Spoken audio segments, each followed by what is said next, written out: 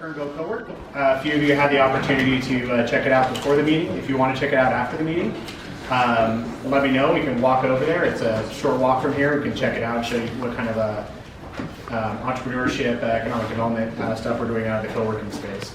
But before we do that, the Kern River Valley Historical Society has been very gracious in allowing us to use this space. We had a few options for kind of where we could be holding this, but I really thought that this gives a really good context for the area that we're in, Kern River Valley, kind of the importance of Kern River Valley in Kern County, and some of the deep, rich history we have here. And I really appreciate the Historical Society for hosting us here. It's really fantastic. So I want to introduce briefly Diana, who is the curator / archivist for the Kern River Valley Historical Society. And she can tell us a little bit more about kind of where you're at, about the museum, the annex that we're in now, and kind of how it all came together. Okay, yeah, and before you get too impressed, we're all volunteers, including you. I am not a trained curator / archivist. I'm an old English and history teacher. So don't get too impressed. Well, we are. Oh, thank you. Doesn't take much to impress us. Oh, well, that's okay too. That's okay too. The Historical Society, I think, is a pretty special thing, and it's a big driver here in the economy for Kernville in particular. Justin's grandfather was one of our founding members, and what impressed me when I came here, and I'm a Bakersfield native, was the fact that this community cared enough about its history that they would build a first-class museum, and just 3 years ago build this archive. There aren't a lot of communities. Most museums our size are county museums. They are not privately owned. And most museums, as an antique dealer, I used to sit at auctions and listen to curators say, oh, well, that's Gold Rush era. I think I'll bid on that and put it in our museum. If I did that, the board would shoot me. Everything in there across the street, with just a couple of exceptions, came from here. So I think that's quite impressive. This building that you're sitting in is relatively new, and Jean and I and Charlie, where Charlie went, have a running joke that we need to build a second floor. We started out housing the collection of artists in Gail Walker. Some of you know who they were. Artist was a longtime Kernvilleite. He was an engineer, poet, entrepreneur. He ran the Kern Lodge, or built the Kern Lodge. Conservationist, you name it. And he was a collector of everything Kern Valley and a lot of things from the West, Western history. His home, all of this used to be housed in his home, which was at the Hill. Our big problem was he willed the home to USC and the contents to us. And USC didn't know the house existed. And we had actually put a roof on it at one point. It was falling down around our ears. And we decided, well, you know, we plunked about $12,000 into a roof 10 years ago. We just can't sustain this building. And so we thought, we'll try to buy it. That was unsuccessful. So we decided, okay, we're done. We're going to build a building, and we're going to move the stuff. And we'll just give USC their house. We had a local, one of our members donate this lot. And we built as big a facility as we can legally build on the lot, and we moved all the stuff down. And over the last 4 years or so, did we finish 4 or 5 years ago, Gene? I don't know, it's a blur. We have slowly put it into some semblance of order. It'll be a lifetime job, and Gene likes to talk about the third generation archivists that are going to sort all this stuff out. Artist was a hoarder. Probably Gail kept him neat. The neatest hoarder I've ever seen. But you walked into any room, and you know the little kit plates in your cabinets? There were little doors down there, and there was stuff in there. Her pantry was not a pantry. It was full of Andy Brown checks and books and documents. That house was just jammed. After the meeting, you're more than welcome to take a look at the archive. You'll have to excuse our mess. And actually in here, you're going to have to excuse our mess. We just inherited, unfortunately, the Hatchery Museum has permanently closed. And rather than let that stuff disappear into vapor, we decided that we would take that on, and we're going to build a display in the museum and incorporate as many of these critters as we possibly can, plus the fishing. If you've ever been there, the fishing stuff and such. So right now we're a mess, but we'd like to welcome you. We hope you'll come back, and we hope that you'll take an opportunity while you're here in town to go take a look at the museum. Over the COVID virus, we have refreshed. Would that be a good word? Oh, yeah. And we've added some displays and really amended a lot of displays. And I'm quite proud of the work that our crew did. Thank you. And I think 5 minutes is probably more. So you guys have a great meeting. Thank Have a great meeting. Thank you. So, one of the reasons I wanted to give the Historical Society a chance to talk is because it really tells like a great story about kind of what's happening in Kern Valley and happening in Kernville. I'm the 7th generation of my family to live here.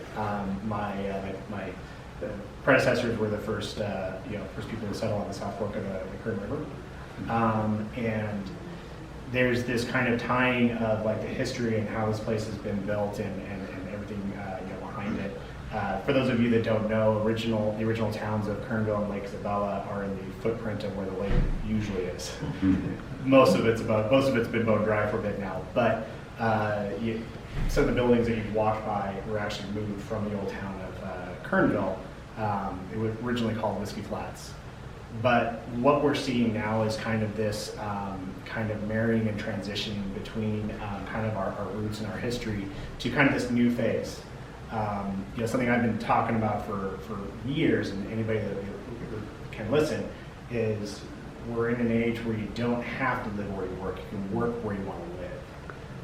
And it was, I was trying really hard to, get that into people's heads for years and years. All of a sudden, around 2020, everybody found out at the same time somehow that they could, that they had a little bit more workplace flexibility. And so I have a career in web development. I work for big startups all over in San Francisco and in different places, in addition to my own entrepreneurial pursuits. But I came back here to the Kern River Valley because it's an amazing place to have those high-demand, high-tech careers, but have access to all of this. I can go whitewater kayaking on my lunch break, and none of my coworkers know that. I can go rock climbing on my way home. There's amazing fishing, camping, boating, hiking, mountain biking, world class, and that's something that there's not a lot of places that offer that. And most of those places, there's no ability to live there. There's no ability to have that work-life balance where you can have that kind of lifestyle of being close to nature and outdoors and stewards of nature, but still have that high-demand job that a lot of us want to be able to have. And so that was one of the reasons why I created the co-working space, was to provide a way for these people that wanted to have these high-demand, high-tech careers, but be able to live and work where they play. That's what the co-working space offers. We start out by taking people that would normally be up here for 2 or 3 days, vacationing, exploring, and whatever, but if they had a place to work at it, maybe they'd spend 10 days or 20 days. Eventually they're gonna look around and be like, why not drive back to my sardine can? Why not just live here, work here, spend my money here, but still get my paycheck from San Francisco, Silicon Valley, Los Angeles? And that was the first part. And then the other part of the vision of Kernville Co-work was to provide opportunities and really inspiration for our local students, access to things like programming classes, and just to see that it is, they are capable of doing these things and having these high-demand careers. And then the biggest part for me is I want to create an entrepreneurial community here in the Kern River Valley, because we've got a great depth of knowledge of in a lot of different areas of history, of firefighting, of ranching, and all we need to do is take that and couple it with a little bit of ingenuity, maybe some technology, and all of a sudden we can start creating solutions. And it's not going to be like entrepreneurship in Silicon Valley where they're creating another Bluetooth-enabled toothbrush. We can solve real problems with the expertise that we have here. And so, like, in the last year, we've been really fortunate to partner with JP and C-Corps Foundation. We brought in a program called Co-Starters. C-Corps Foundation brought it in. We're incredibly thankful and grateful. We had our first cohort wrap up a couple months ago. It's a 10-week course of all of the fundamentals of how to start a business. And it's a group of people that are working together to teach each other how to build a business and figure it out together and have the support system. We've got Ryan in the back as one of our alumni from our first cohort. All of our starters that went through the program and finished, 100% gave it full 5 star ratings. Really, really good feedback. We're starting our second cohort. I've got a bunch of flyers here. We're starting it on October 13th. And we want to keep this going. We want to add to it. We want to create more of this entrepreneurship kind of mindset and try to create this community of people that can get together and create and do things and build things and solve problems. And we're starting to see a shift in the way that this valley perceives itself. A lot of people, have this mentality of this is the way we've always done things. This is who we are. And now they're starting to see entrepreneurs start businesses. Now they're starting to see remote work really taking off. They're starting to see a lot of changes, and that really changes our identity and who we are and who we think we can be in the future. So it's really exciting to see it. I'm really excited that all of you came up here to see the Kern River Valley, see what we're part of. Yeah, thank you so much for coming up. Again, right after the meeting, if anybody wants to go take a guided tour of the museum, the docents are ready to give tours.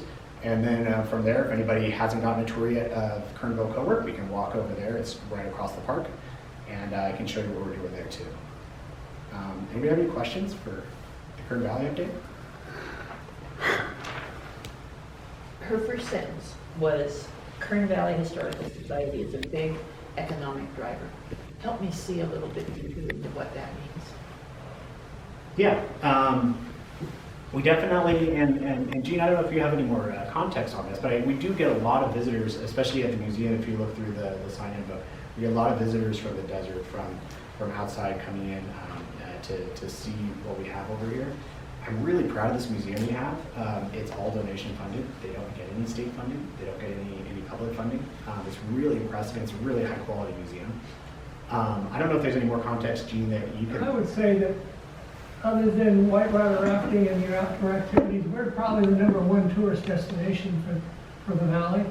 And we have tour type people that are in Europe that actually send people through from Death Valley to Yosemite. They'll send them through here, and they will send them to our museum. And from the comments we get in our guest books and on our websites and stuff, I think we're probably the #1 tourist destination, or tourist place to see. So I think.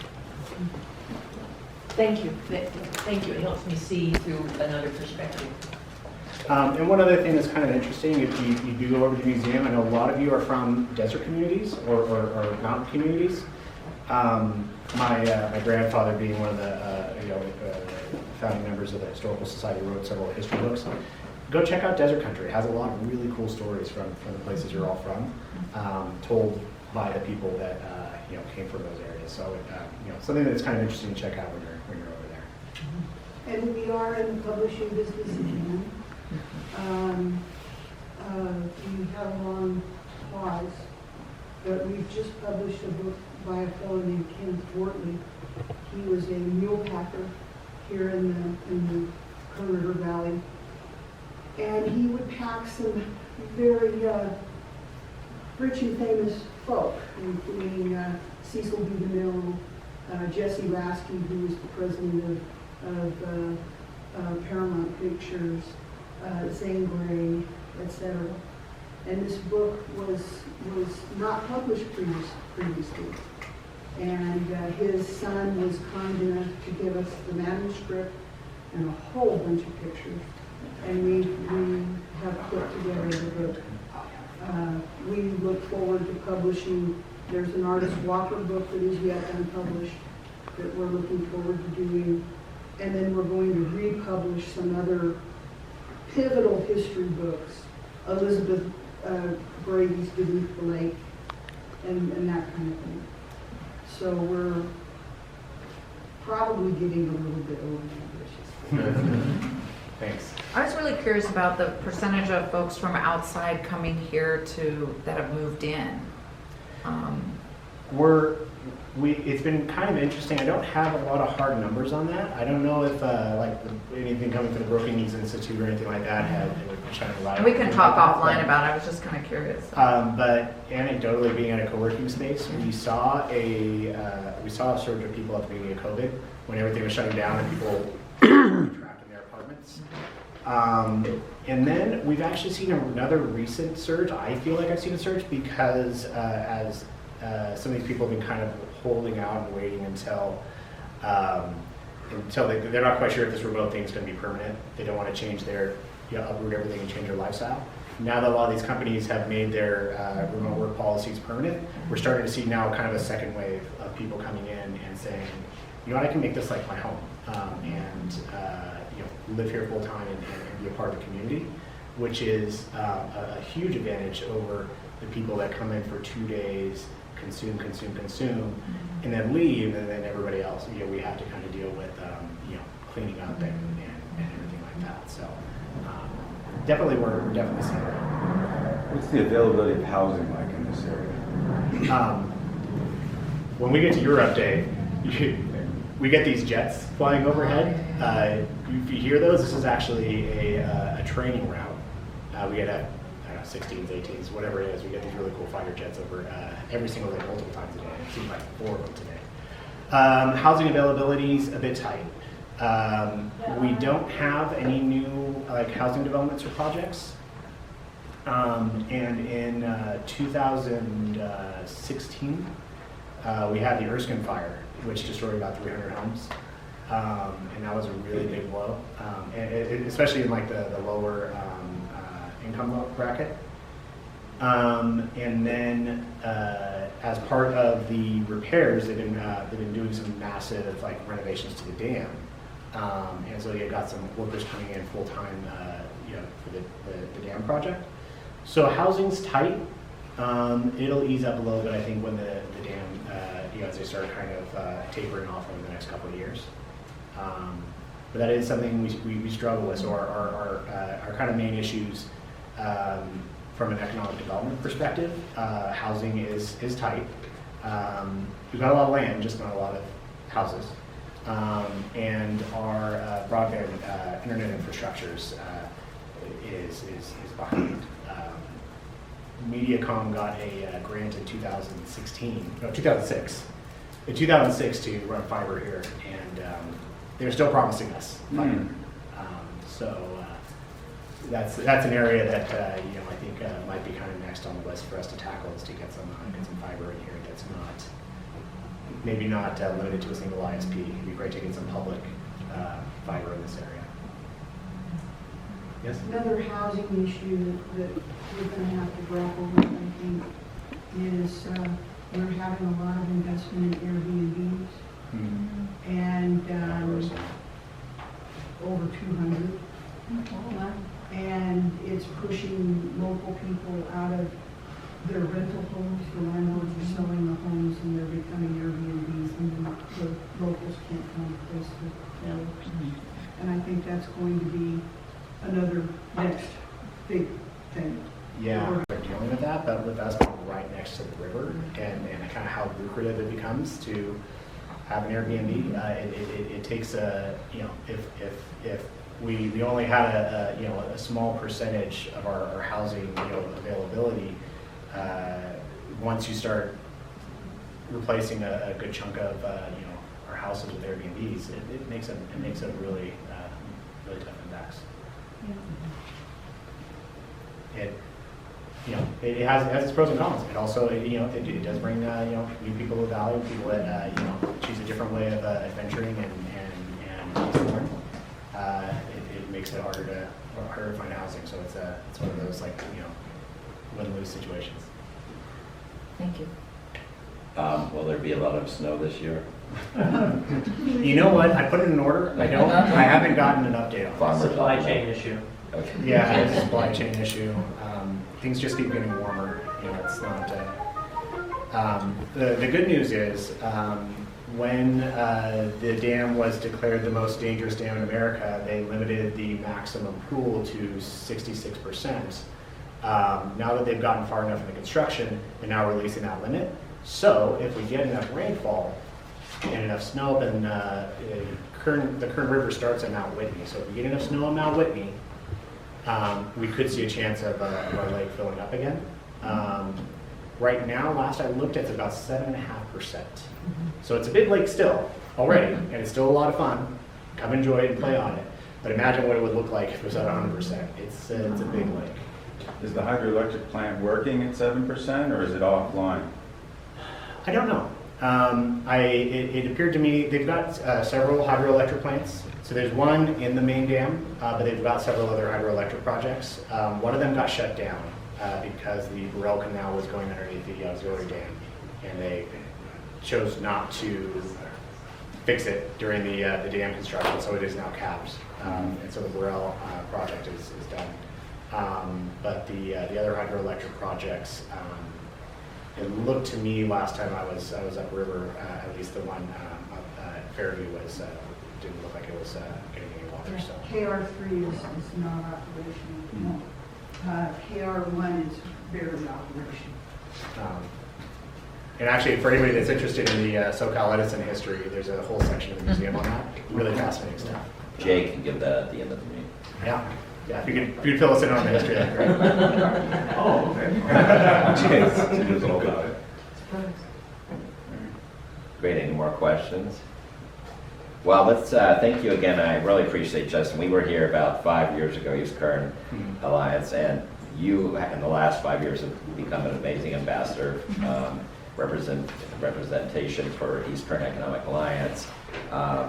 I mean, I remember in 07, 08, we came to the Lodge at Painted Rock, Tom Teofilo, who passed recently, just a great kind of icon and promoter for Kern River Valley. But we really appreciate your role and the seat at the table and passion and vision for KRV. Thank you. So, and thanks for hosting us today. And let's do welcome introductions. Richard Chapman, Kern EDC. You've all met me, Justin Powers. Karen Macedonio, California City. Megan McKenzie, Ridgecrest. Dave Janis with Channel Lake Alliance. John Joyce, Roseman News. Ashley Cortez, Waste Management. Nicole Parr, Kern Community College District. Stephen Amstead, San Joaquin Green Hydrogen and Sustainable Communities. Team Solo, Kern Community Foundation. Aaron Falk, Kern Community Foundation. Joe Brennan, Supervisor, District 1, Philip Peters. Mike Winslow, ABM. Jake B. Lake with B3K. Christina Scribner, I'm a council member in Tehachapi, and I'm also in the CLP program for Edwards Air Force Base. Kelly Bearden, CSUB Small Business Development Center. Good afternoon, Jay Lacey, Southern California Edison. Ryan Emsley with the Whispering Pines Lodge, right up the street. Chamber Bay Assistant Archivist. And Diana. Oh, and yeah. Great, well, thank you, and thanks for the setup. So I'll just get started. On everybody can see that, right? Let me see if that even works. Oh, great building. So I always like to start with this slide and think about East Kern and how many of these accolades are East Kern related, right? I mean, we're the third most diverse economy in the country. Think about a lot of that's because of East Kern aerospace, energy. We got gold mines. Now they're processing lithium, and so you got Ridgecrest. We'll hear from Ridgecrest, and so many of the communities are represented on this board. And so this is the get going. Now we're going to have a Mojave Inland Port. Speaking of distribution centers, so we'll talk about that a little later. So I mean, there's even ag right in East Kern.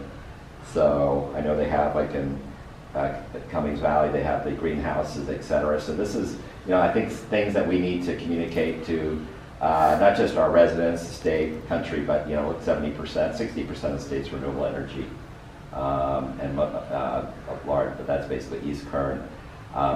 So talking about energy, we do put out fact sheets. We use Kern County talent.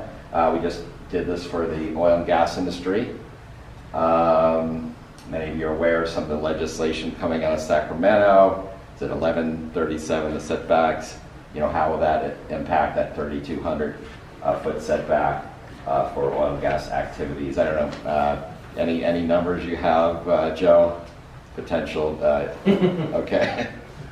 We'll talk about the budget in a moment. Okay. But I think, again, the key as we communicate, this is, agnostic. This is about here's the facts, Bureau of Labor Statistics, Bureau of Economic Analysis.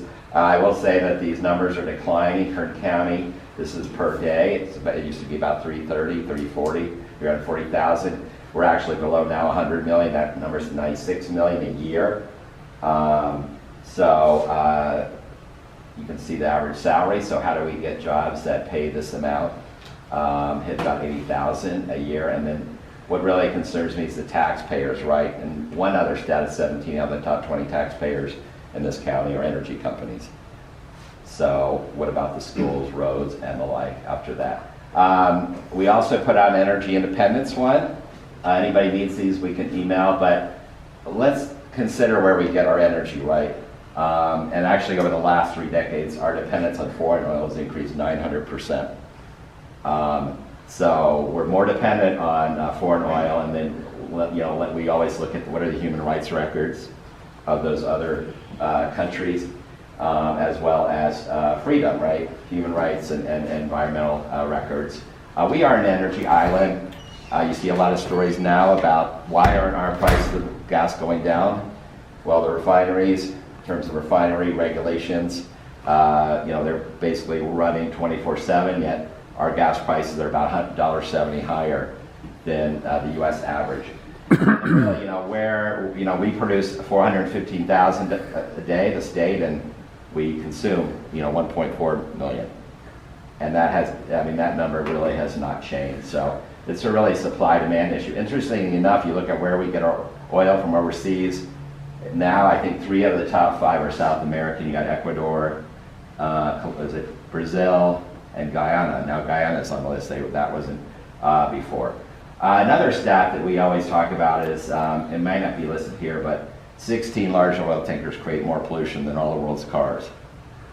So in terms of that bunker fuel and the like. So these fact sheets, kind of the 8-second deep dive, I think are really impactful. Our energy summit, the one on November 16, you'll be hearing about other energy forms.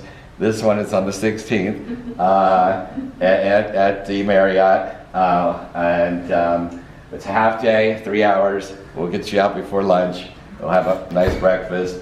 And we have our keynote, Secretary David Bernhardt, who actually came out to Bakersfield, the region, in February 2020.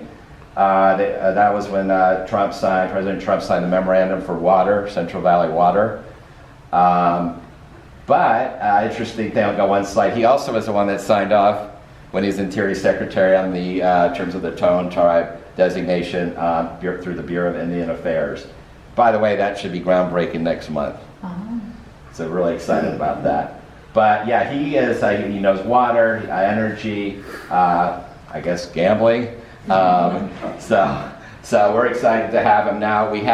The agenda has not come out yet. Lorelei Oviatt, always a fan favorite, she'll be speaking. We also have Suzanne Noble with WISPA doing a Mentimeter, which I saw in Ridgecrest when Scott O'Neill did many years ago, talking about best practices.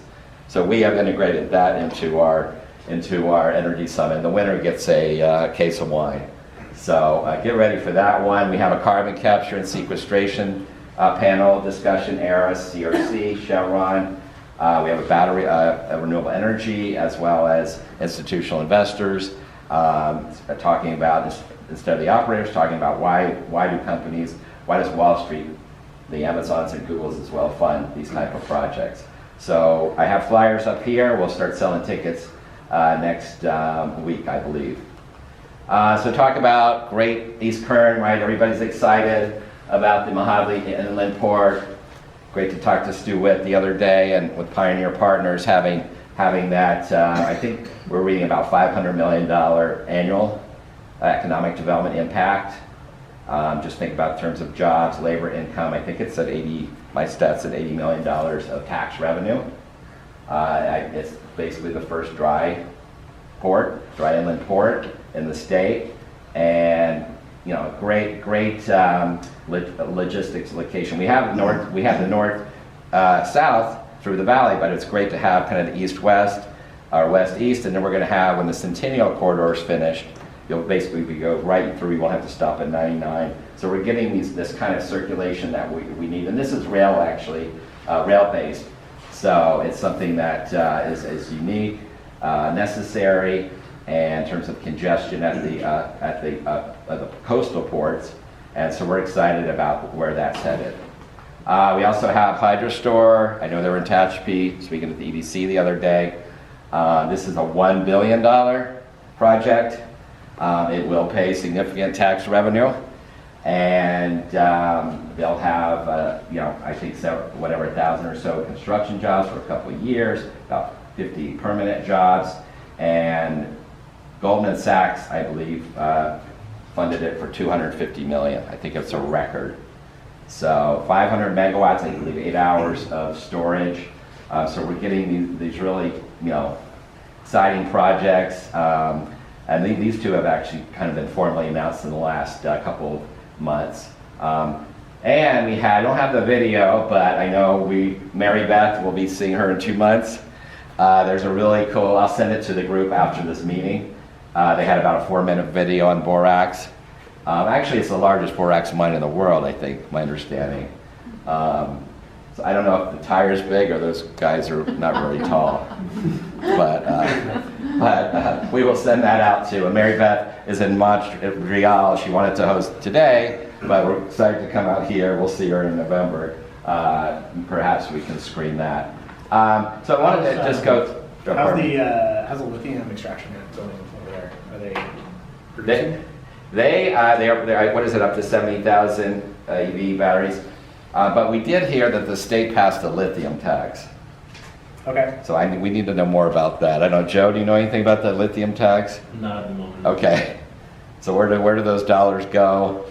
Mike, do you know about the lithium tax? Okay. Okay.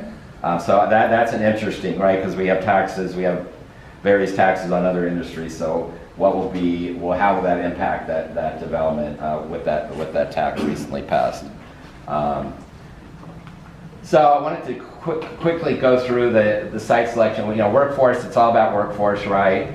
But we'll talk a little bit about utilities since we have Edison in the house. Some of the opportunities and challenges. So this is what basically any project we work with, either local growth or projects coming in, these are the site selection factors. These are unprecedented times, right? This is nationwide, but we've hit demand now basically is, you look at demand supply, and in our county, 40% of folks, labor participation rate is 60%. So 40% are not working. And then it's not just about folks not working, but what are the skill sets? So we really hit this point where these employers are really struggling to find employees. It's not just Kern County, it's nationwide. We're actually at a record high for job openings. Job openings rate has never been as high. I think it's 7% jobs are open, and more. And look at manufacturing. I mean, manufacturing, almost half the jobs in this country are unfilled. And so this is going to be, I think, the ultimate limit on company growth in terms of sustainability and stability, is having the employers to mentor and to grow into the jobs. And so we are taking the lead. JP is going to talk about B3K specific to placemaking, but in terms of opportunity industries. So the MAC is the Manufacturing Alliance of Kern. We've been had about 5 to 6 monthly meetings. Have about 2 dozen manufacturers that are involved, and so they're leading it, and they're telling us it's workforce, right?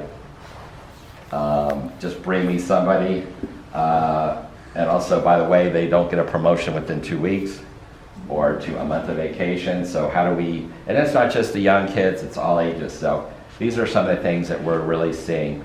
Another, we'd like to highlight our cost of living for Bakersfield, Kern County. We're about 109, so that's 9% of the U.S. average. Last time we did it, last quarter, was about 105. But what we're really seeing is what the biggest, right, utilities. And I looked at one stat. We're second highest utility cost in the country, Bakersfield, Kern County. Even looking versus Fresno and others, we are significantly higher. And so there's energy cost. How do we? We're the energy capital of the state. We have more renewable energy and oil and gas, but we're paying more than anywhere. So I'll give Jay a couple of hours to present on CPUC and CUC. But this is the challenge for energy cost, and you can see nationwide even. I mean, this is not just, but you can see the forecast.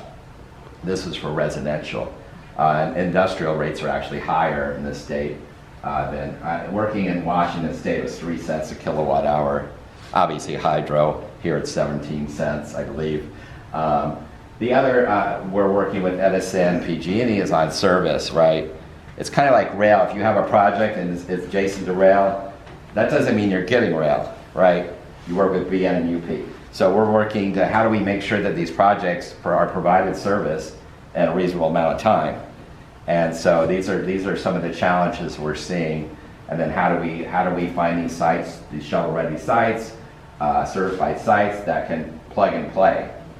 We're already competing in many ways against Arizona, Utah, Nevada.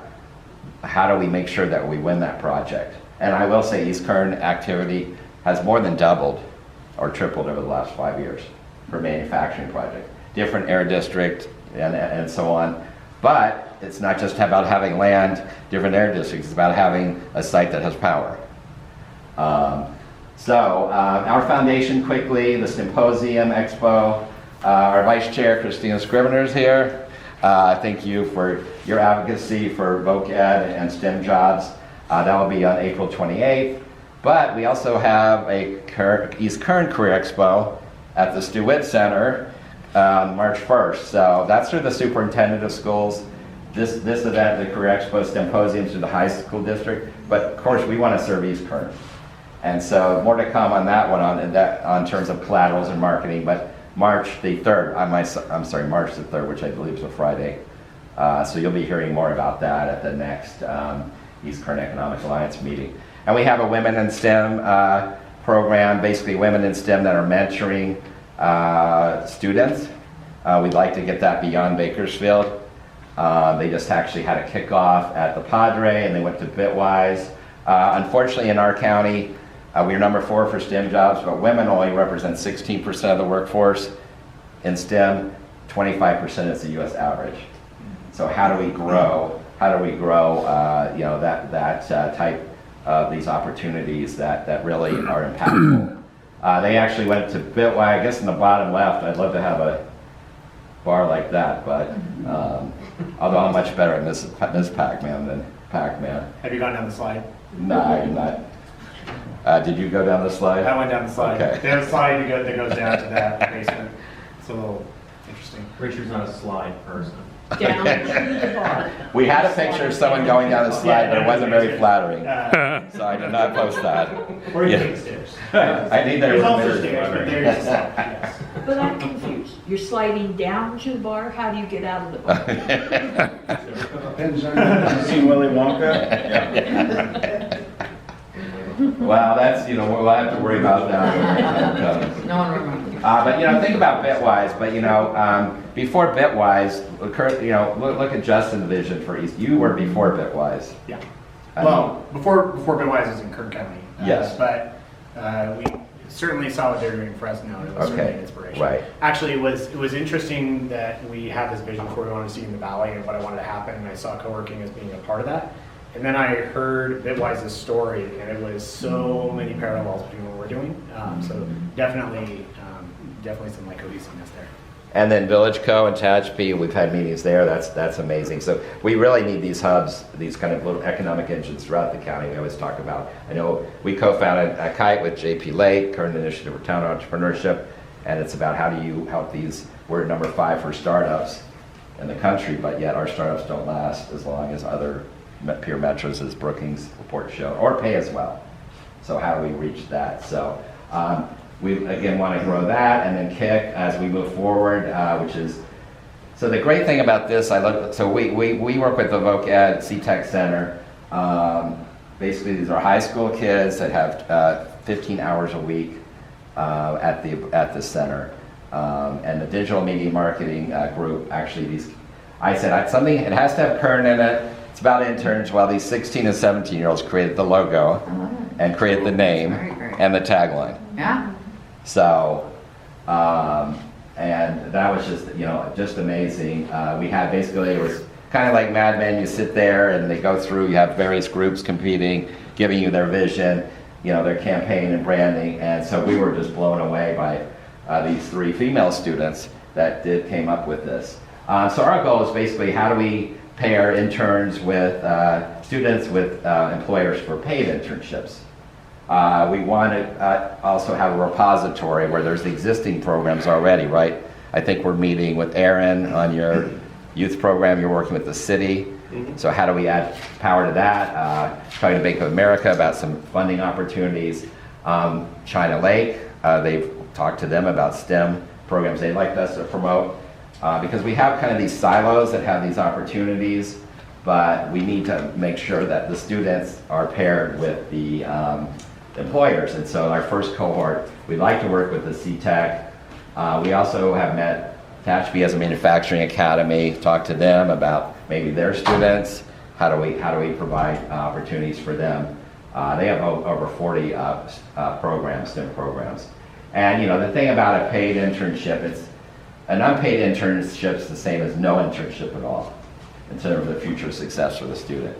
But a paid internship, basically 70% of those students end up getting full-time employment at that employer. They are able to employer to see if there's a good fit. The student says, hey, I want to do this, this career works for me. So I think this is really, we probably all remember our first internship, right, Karen? Remember your first internship? I never have. Okay. I'm so Not a good, I should have called on someone else. Justin? Okay. Anyone have a good first internship experience story? Okay, Aaron. Second day of my unpaid internship in Washington, D.C. I body checked Nancy Pelosi's chief of staff into a wall and then nicely helped him up off the floor. It was a fun day. You on purpose? Yeah, well, I was told to guard the door. Okay. And he tried to just blow past me. And I stepped into him and, he went down. I don't think we'll use that one for the... Maybe You are on It's a good story. Good story. Okay, that's the other. Kelly? Who's the next guy? No, Okay. sorry. Well, anyway, they're important. Internships are important. But not in Kern River Valley. Okay. I think it's a current generational topic. Okay. rather than- Okay. I've made interns cry. Oh, okay. Well, Made me cry. Yeah. They were late to a meeting and they will never do it again. So a hostile work climate, are you saying? Okay. Okay. We will go, I kind of got off script there, but I was hoping for some impactful stories. Okay, so anyway, we'll have a port, we'll have, we want the interns. We actually have the street interns, but it's really getting the employers. We actually have 3 corporate sponsors. We're working with others. We have PG&E, we have Tri-Counties and Chevron. So more to come, talking to Bank of America as well. And our annual dinner, in case you are available next Thursday, a week from today, at J Ranch. How much water's in the rivers? Anyone know? It's waist high if you're looking. Okay. It's flowing. Okay. But we really appreciate, your support in terms of our, adding members during the over COVID, growing the reserves and the ability to how do we, do more effect change and just the support of the coalition. This is going to be a let your hair down. You're not going to see me on stage for more than 5 or 7 minutes. Mm-hmm. Well, don't quote me. Bring your stopwatch. Pardon me? Bring your stopwatch. Okay. But our new chair is Dana Brennan. If you know Dana with Grimway, former chief of staff for Senator Fuller. We all are media past chairs. Joe Ashley with CRC.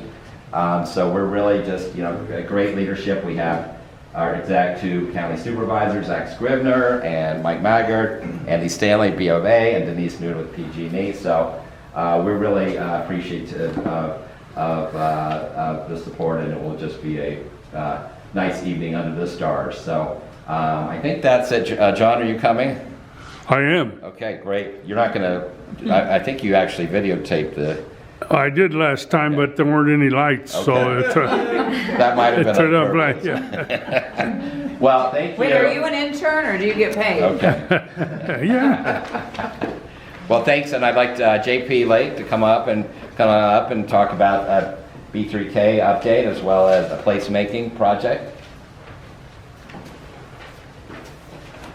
Well, thanks, Richard. I don't have a presentation nearly as many jokes as Richard either, but most of you know me again. JP Lake, I'm the executive director of B3K, which stands for Better Bakersfield Boundless Kern, and B3K is a key component of the County of Kern's economic development strategy, as well as the city of Bakersfield. Many of your communities know about it, but maybe not everyone. So in a nutshell, the goal of B3K is to help create 100,000 quality jobs in Kern County over the next 10 or so years. And it's an ambitious goal for sure, but the reason that's important is because if we do that, it means that we lift 50% of the children that are they're in families that are struggling to make ends meet, we lift them up to a better place. So that's ultimately what it's all about. It's about making our communities better and allowing them to prosper and thrive. In East Kern, we are working on several different initiatives, and I'll just briefly touch on those. I'll go kind of in reverse order. So Justin talked about entrepreneurship. That is one of our 5 key focus areas. The others are aerospace, manufacturing, business-to-business services, and I just drew a blank. Business services. Energy and carbon management. Sorry, energy and carbon management. I don't know how with all the meetings we've been in lately, how I ended up on energy and carbon management. But on entrepreneurship, Justin is an example of someone who is in the community and who wants to help advance entrepreneurship. And through KITE, which is sort of tied into B3K as well, he's offering this Co-Starters Accelerator program. That's a program that will be coming to Tehachapi.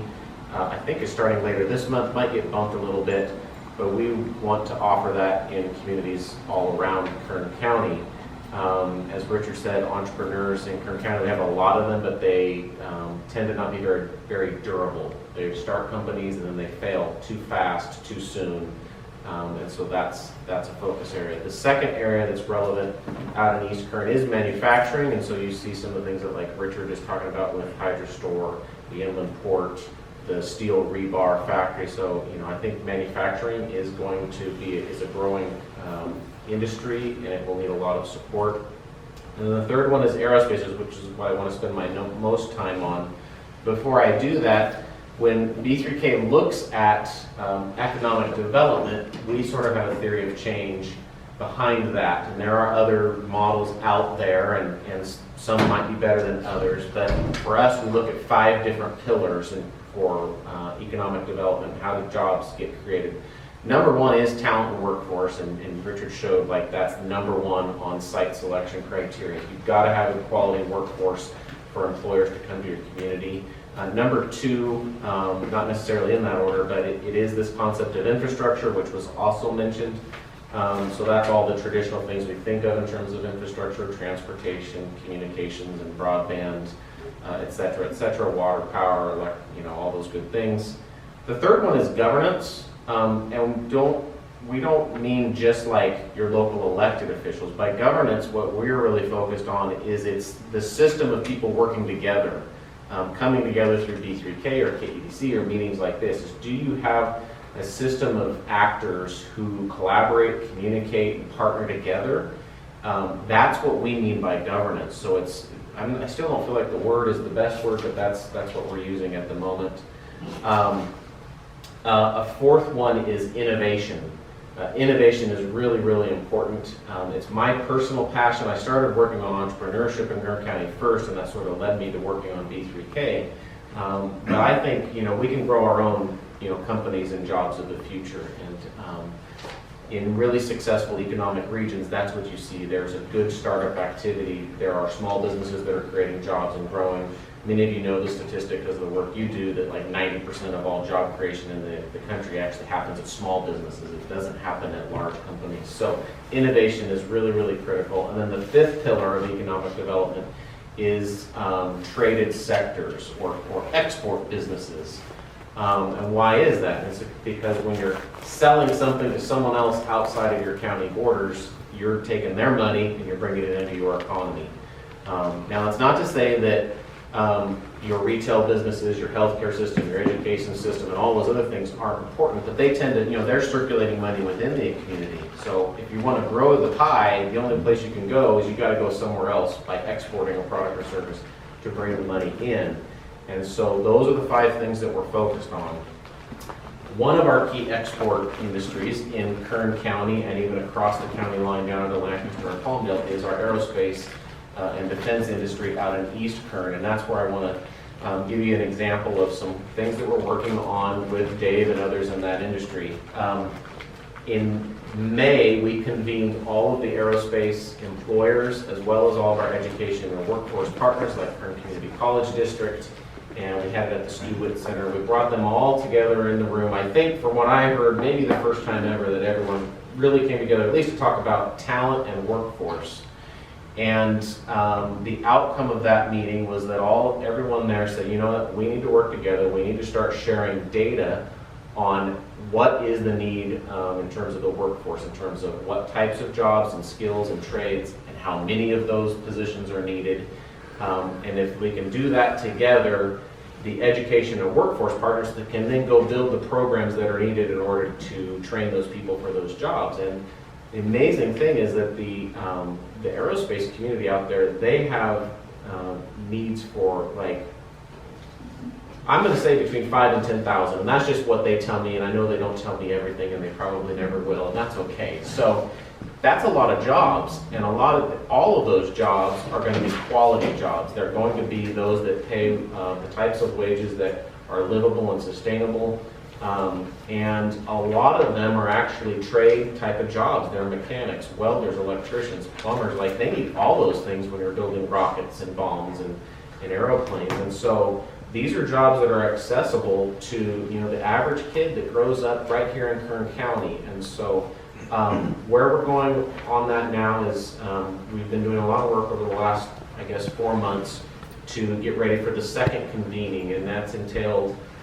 We do have one of the Tier 1 defense contractors. I'm not allowed to use their name yet, but if you think of the big 3 that happen to be in East Kern, one of them has agreed to be the chair of the employer side of this talent to industry exchange, and they will be naming a senior executive that reports to the president level of that big company to sort of chair that work. And then Saracosta Community College and Antelope Valley College have agreed to co-chair the employer and workforce development side.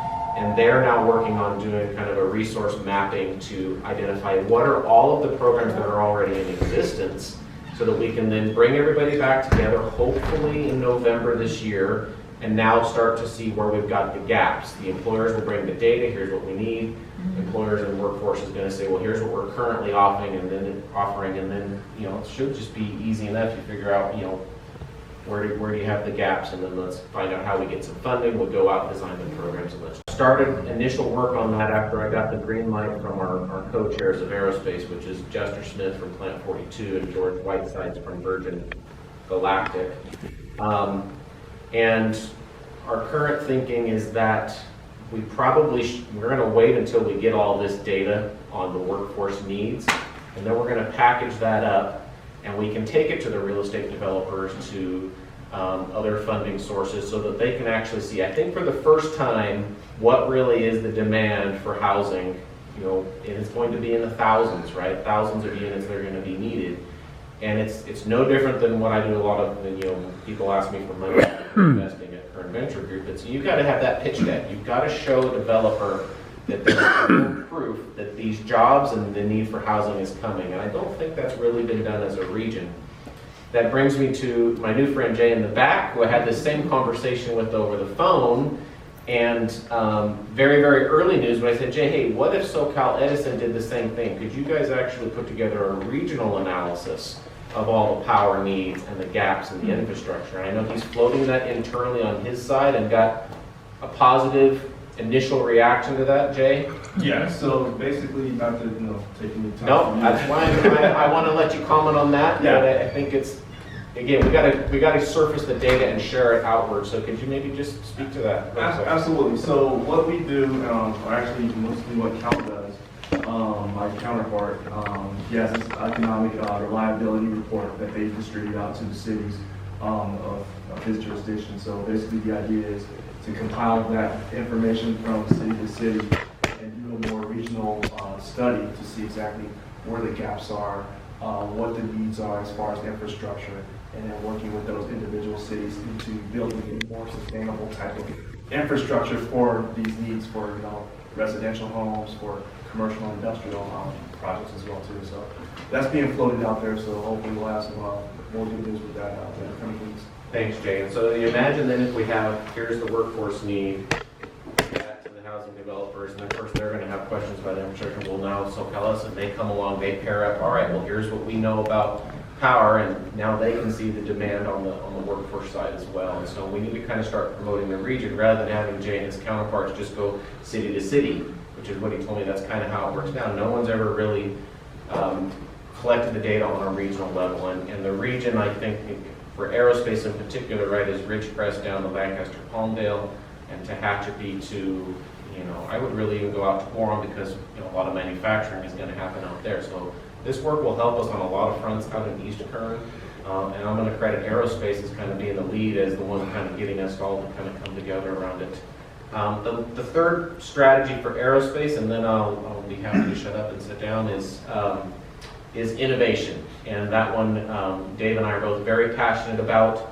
And the short story there is that other military communities around the country do a much better job of taking technology that's developed on base or through research programs and making some of it available to be licensed to the private sector. And for many reasons that Dave can explain more than I can, we've not done a lot of that or very much of it out here in Kern County. It's a huge opportunity. There are some programs that are now getting identified now that I think we're all focused on this topic more, is my perception.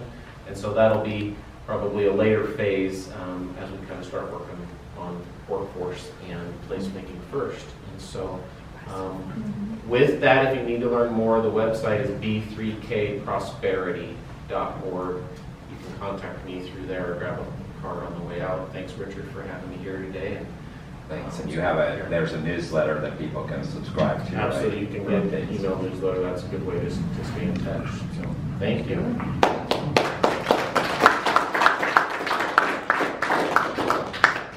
Well, Kelly Bearden is here today from the Small Business Development Center. Welcome, Well, thank you, Richard. It's great to be here today, and I'm just going to hang out by this badge. Give you a little different sideline. I don't know if John can see you from that angle. Better come up It here. doesn't bite. Doesn't he have the flip around on He wants to be next to Sorry, stuffed John. animals. That's it. Better.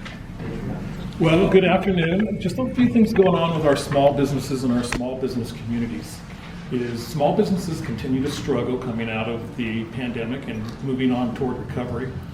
Some sectors more than others. We're starting to see in the hospitality industry, we're seeing lodging properties that are actually bouncing back and doing better.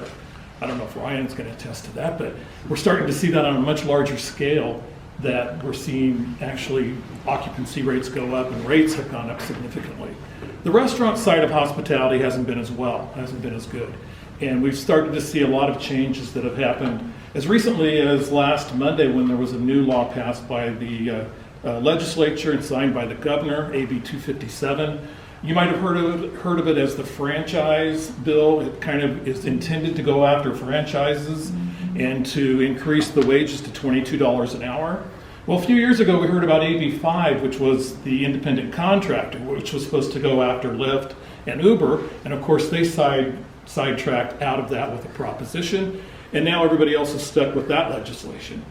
So we're starting to see the same things happen with this, where we see a lot of the small businesses that are starting to get concerned. I've got about 3 or 4 calls from people who are worried that with restaurants who already are having problems hiring people, their hours have been reduced in many cases still, and obviously their food cost. One operator told me when I asked him about his food and supply cost, he said it seems like each one of our vendors are taking turns gouging us.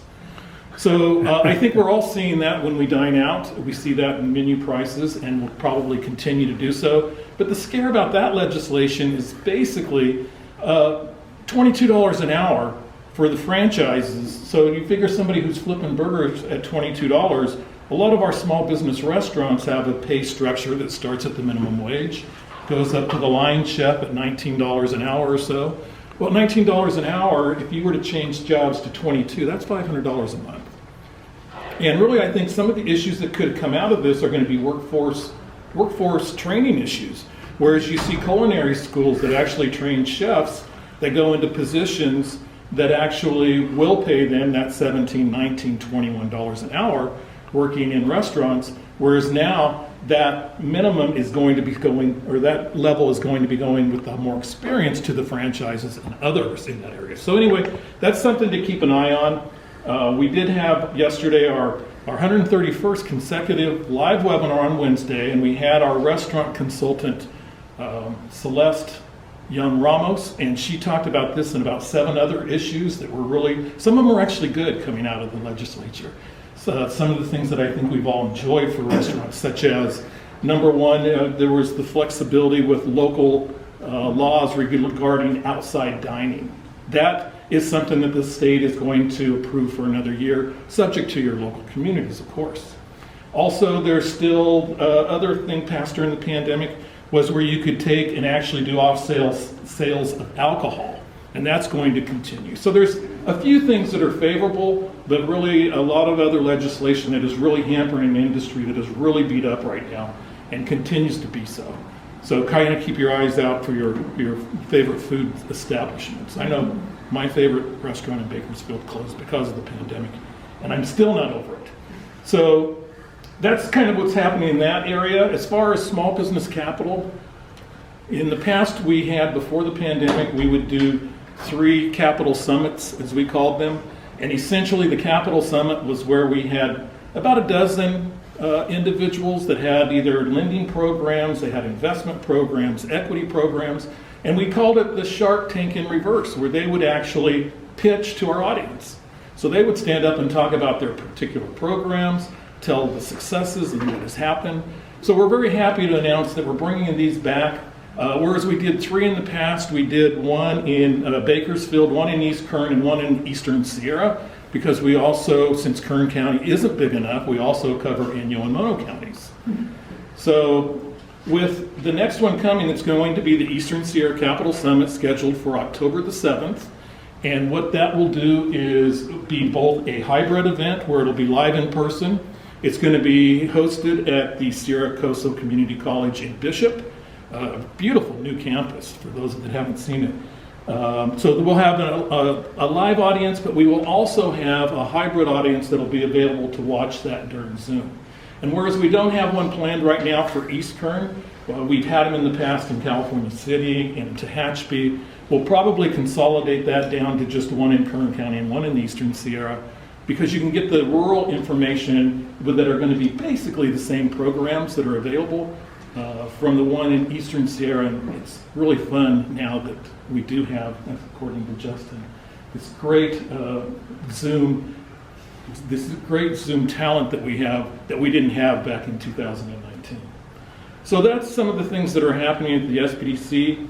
Thank you. I have to unfortunately cut out a little bit early. I get to go use his phone booth at the co-work center. But thank you so much.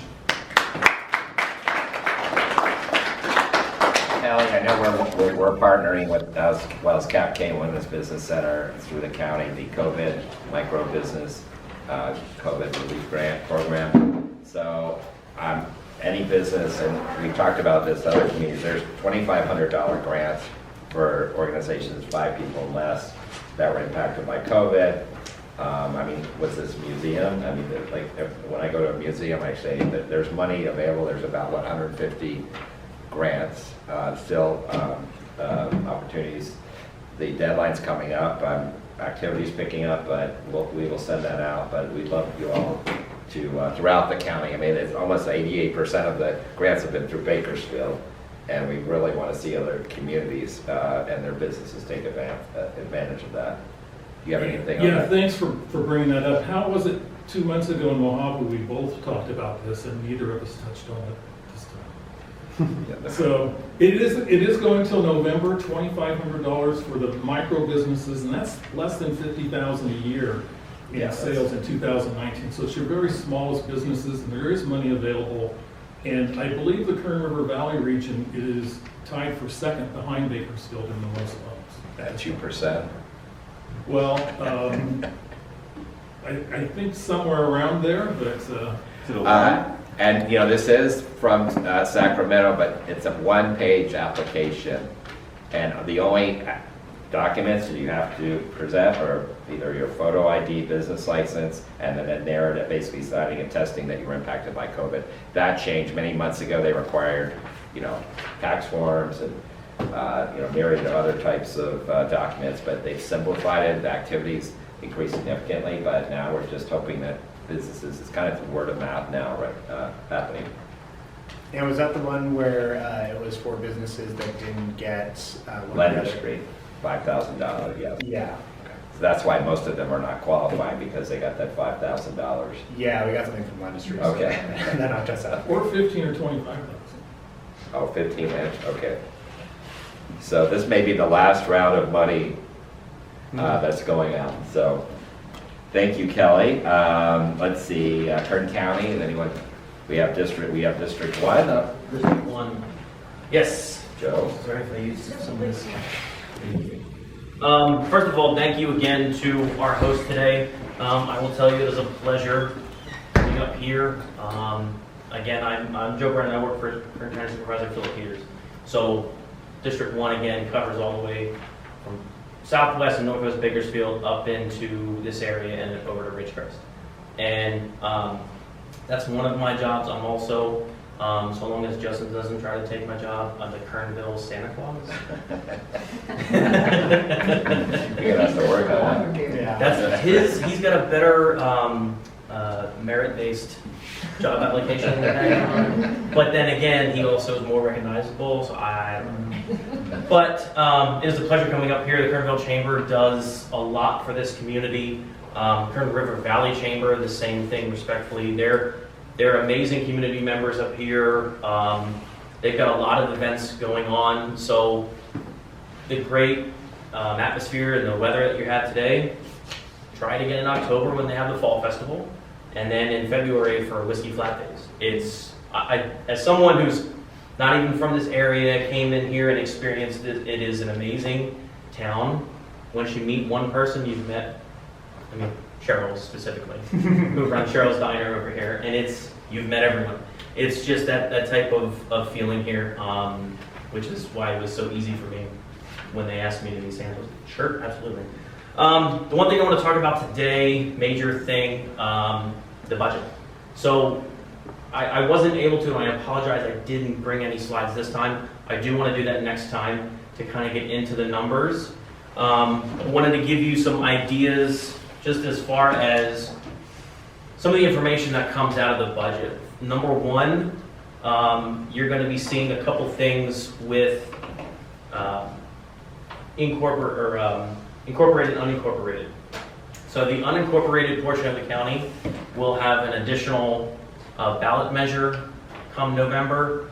You'll have your chance to, in those areas, have your vote. And just the sheer number of that, it's 305,000 people out of the 909,000. So that's one thing. The budget itself, I'm trying to get the word to kind of describe it, if I can, one word, pretty close to what it's been in the past couple of years.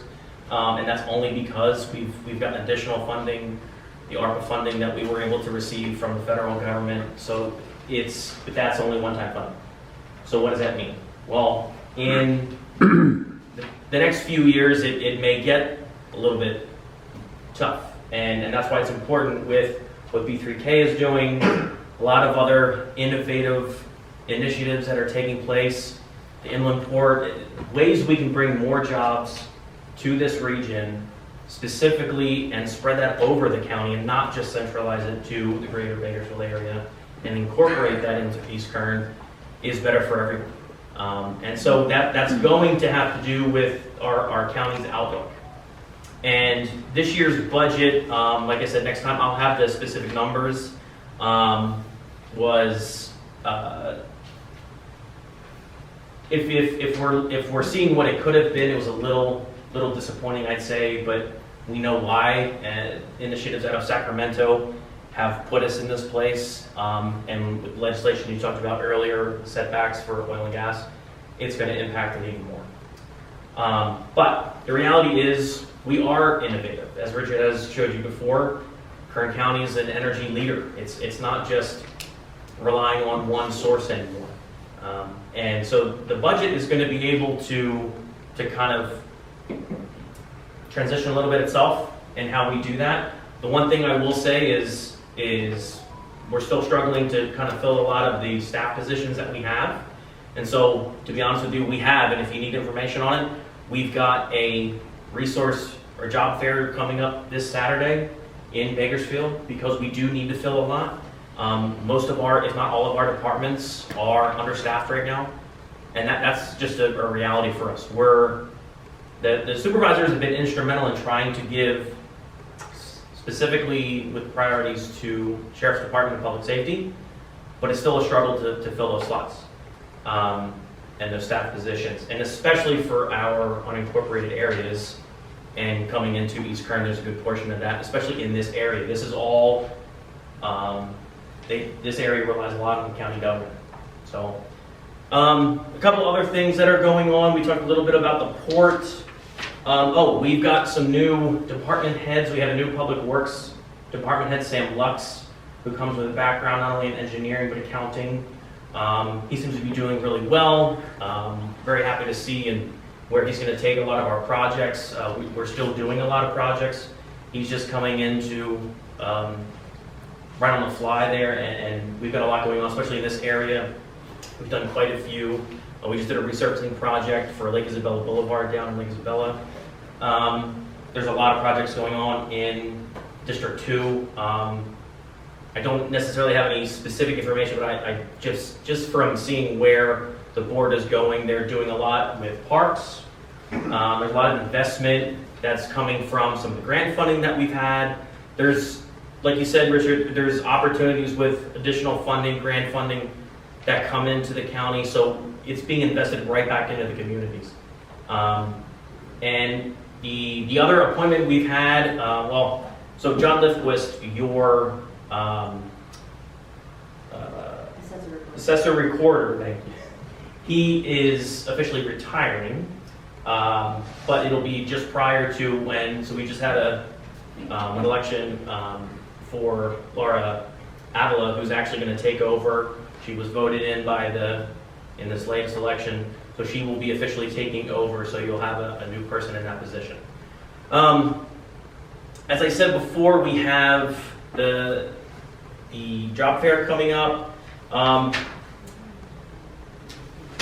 few other things. The county really in this time period post-budget is trying to work with our partners in trying to with Richard and Kearney DC, bringing in new innovation, bringing in job opportunities. We're still looking at ways we can kind of also change the outlook. One way we're looking at is, and the state is kind of forcing us with this, is annexations. And that means greater Bakersfield area, city of Bakersfield would be incorporated more into the city, which would give the county a little bit more. It would change the resource streams for that, but it also would impact where our services are allocated to. So Horizon, one thing we're looking at as far as something that we're trying to catch up with is our abandoned properties and businesses.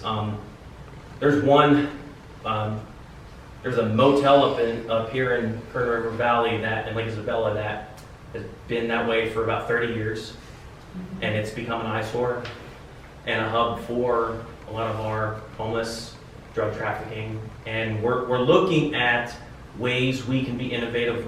We're hitting blockades with the state when it comes to legal avenues with property rights, obviously, but with squatters' rights.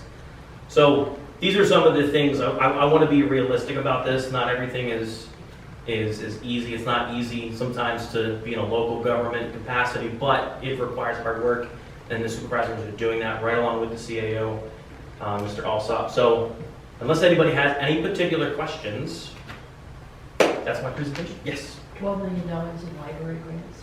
Yes, thank you. That will be spread out pretty much over the entire district, and that's going to be mainly for maintenance and upkeep. And that's something that the supervisor is really excited about because it's going to be able to, it's not actually going to be able to, they're going to change any hours that they're open, to be honest with you. I want to be realistic, but at the same time, it's going to improve a lot of the quality that the facilities have and have been needed that they went over when they applied for that. Okay, so California City. Yes. I see it on, I think it was Facebook where I saw it. Yes. And it tells me 548,000. Yes. But how do I take the next step to find out what that's supposed to be so that I can tell our residents, this is coming, this is what the timeline is, this is what you can expect? How do I contact you? Yes, 100%. Okay. And we can, I'm more than willing to ask the question because our general services and our library department would know exactly where that's going to be. Okay, because that's what I realized. I saw it, I was excited. People I'm talking to were excited, but I Yes. realized I don't have enough to drive the awareness to Yes. make us all part of a team. Thank you for bringing that up. That was the one thing I neglected to mention. But yes, so that money's going to go specifically towards upkeep and maintenance because some of our libraries have not seen updates in a long time. So, and they're a bloodstream in the communities for our literacy programs, after school programs. So that's what we want to be able to provide that maintenance and upkeep so that we can get more kids, more adults into these programs. Thank you. Thank you. Anything else? Yes. Do you have a question? Jeff? Okay, thank you. Christina, You guys get a twofer. Yeah. Get County, city. Second district and Tehachapi all together so you guys can get out of here. So I'll just hit a couple of county things just because, you know, East Kern's amazing. And we heard several really compelling projects that are happening out in East Kern. So you saw the hydro project as well as the inland port. I think Richard touched those. But obviously there's a lot of activity in East Kern. We also have an air show coming up. So Edwards Air Force Base is doing an air show in conjunction with their 75th anniversary. I am privileged to serve as a CLP, which is the Community Leader Program out at Edwards Air Force Base with General Hyper. And really just trying to drive, you know, awareness. I'm hoping that Maverick did a great job in recruiting people and interest in aerospace. Obviously, that's a huge topic for you. You're talking about how that's such a driver for so many things between China Lake Edwards Air Force Base, all the innovation happening in Mojave Air Spaceport. It's just, it's all coming together, so that's a good thing. I'll use that to pivot to my city report. So Tehachapi is hosting their first ever women's conference, which I'm really excited about to be a part of. We're putting it on in 2 weeks from yesterday. We have some headliners like our district attorney. Thank you to Ashley for her support. We've got a lot of amazing investment from local industry making this happen. We've got our local district attorney coming out, local Kern County rock star Raji Brar, Nikki Cummings, who's a homegrown story, and I know JP knows the Cummings family well. They've done amazing things in innovation and renewables. So we're going to host that. We're working with Saracoso College. We have a fellowship program that is going to allow us to gift tickets to 10 lucky college students. So that was wonderful to cultivate this amazing event and have people purchase tickets to it. We're nearly sold out, we only have 2 left, but also to create content that's really going to be inspiring to our community college students. So that's exciting. When being in this building, I thought it was important to touch on the fact that just a week ago, we debuted a documentary on the 1952 earthquakes that happened that were really difficult for the community of Tehachapi. Nobody ever knew about Tehachapi until then, and they became a focal point in the news for a long time because of how devastating that was. We learned so much about that earthquake, and of course Ridgecrest had their earthquake 2 years ago now, that really just going back and honoring all that our community has gone through to rebuild and how it has affected so much moving forward. So that was exciting. Our local Heritage League spent a lot of money and time and effort to put that together, and I think it's important that we look back and help our young children understand that this happened in our community, we rebuilt, and the lessons of perseverance that came out of that. We had a beautiful interviews with some wonderful folks at Tehachapi that are now in their 90s that were reliving that day and how it affected them. So that was exciting. I think that's pretty much it. Tehachapi has done pretty well during COVID. We were able to persevere through what everyone was experiencing as a difficult economic time, but we had companies reach out to us that wanted to build commercial projects. We have a lot of housing projects underway. Like everywhere else in California, the water is an issue, and so we're working through that, but we're really hopeful that we've got some wonderful things on the docket. So I don't know if I missed anything, but... Are there tickets still left for the... We have, I think, 3 tickets. Okay. I was just texting. Okay. What Nikki and I are putting that on, and that's going to be 2 weeks from, so it's the 28th of September. I think we have 2 tickets left. And so we're going to be working right until the end to get anybody in there that wants to come. I'll say that I have my office at the Village Collective. So woohoo, go co-workspace. I rented an office there back in the spring, and I'm doing consulting now, and it is an amazing opportunity for folks that want to branch out and jump in with both feet. But there's so much about that culture that is conducive to helping people grow their business and provide that infrastructure in a way that is really just streamlined. You show up with your cell phone and your laptop and you're in business. Yeah. So, all right, that's it. Wait. Yes. Roseman News got a news release that another Scrivener was coming into politics. That's right. Is that you? That's me. So I am running for the Kern Community College District. It includes Kern River Valley. I got to speak to the Exchange Club and the South Fork Women's Club this morning. So it's a big district. It goes from Mammoth Lakes all the way to the Nevada border, picks up Tehachapi, Ridgecrest, Mojave, Edwards, a little bit of North Bakersfield up to Fraser Park. So here we go. Best of luck. Thank you, John. You're welcome. Boron, anybody? I know Mary Beth's in Montreal. Okay, well, we'll see you next 2 months from now, Boron. So, California City, Karen. Oh, where do I Any start? news you have from community? First of all, this is my favorite meeting, and when I come, I realize why it's my favorite meeting. Because I get such a broad perspective of how much more that I can do, that I am just awed by the potential. But every 2 months isn't going to do it. I need it every week. So with that said, yes, the rumors you're hearing, Cal City has just gone through another city manager. A sudden compelling reason had him resign. I have no idea what the compelling reason is, and compelling is my word. And there are some barriers that I'm not asking questions the other side of. But we just appointed an interim city manager who starts on Monday. And one of my interview questions that I want to share here was,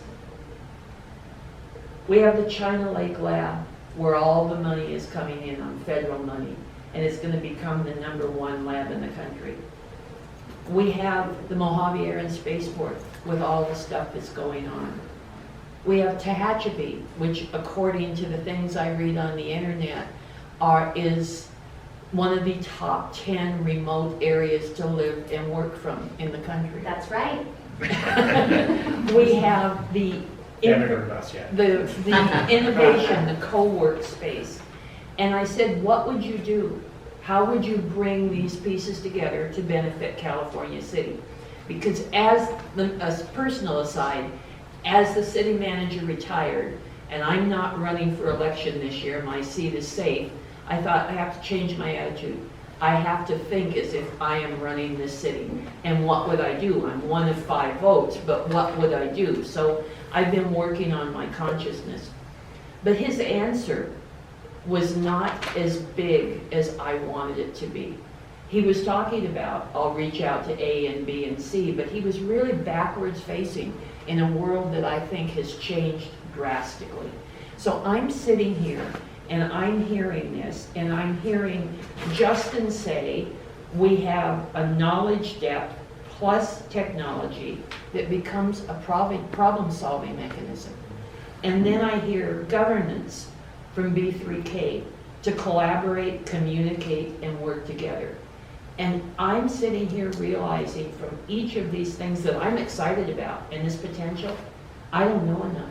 I don't have enough access to that information that I can share with our residents and our population and our workforce so that we all join on the same page. So this time for California City, yes, we have the drama. Yes, we're going through another city manager.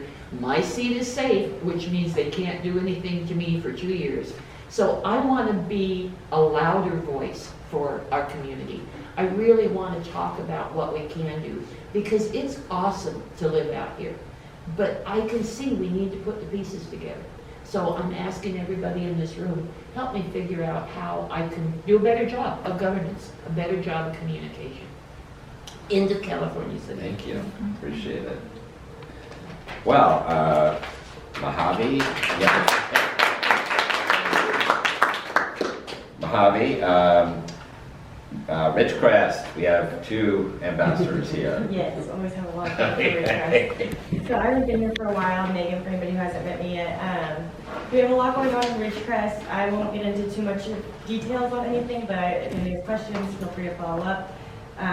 We have a lot to deal with trash, as Ashley knows. We had our Trash Talk Town Hall last night to talk about some of the new changes that are going to be implemented as a result of SB 1383, the new organics law.